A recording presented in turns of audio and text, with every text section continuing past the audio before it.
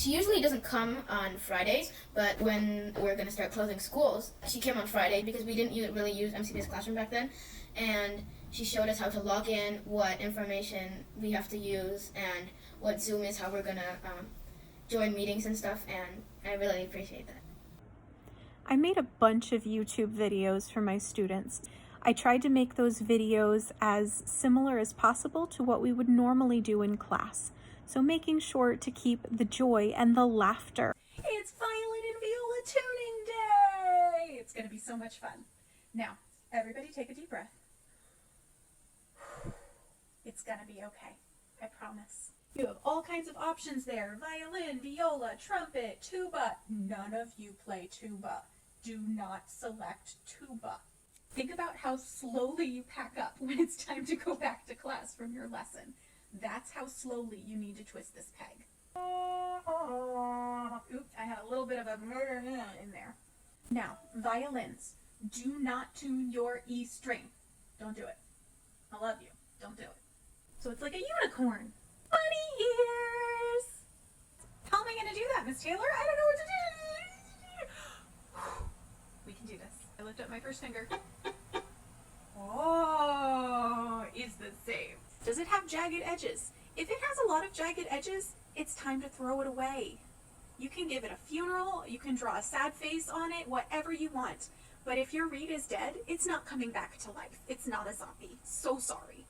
And you want to leave room for Fluffy or Santa or whatever it is that you named your stuffed mouse. You must leave room for your mouse. If this is super scary for you, then email me and we will set up a time to do it together, okay?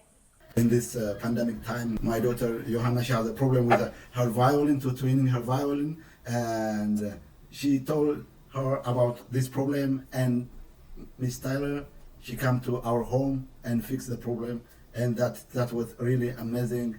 With distance learning, Miss Taylor had scheduled, one-on-one Zoom sessions so that children still have access to that learning. So they could come check in and I'd help them tune or help them with a tricky spot. We did a lot of choose your own adventure in personal lesson times. So I could tell students, you know everything on page 12. I want you to pick something and then play it for me next week. And they'd come back and go, this was really cool. Can we do it again? Sure, let's look at page 13.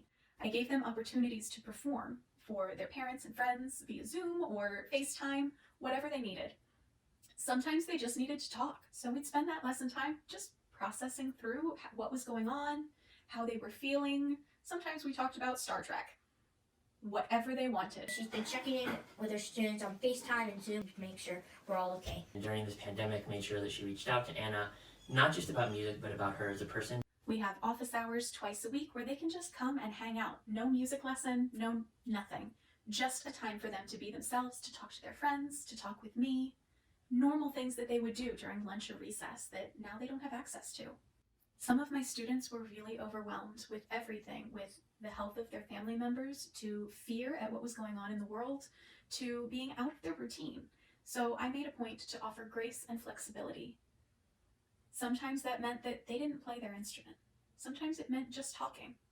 And that was okay.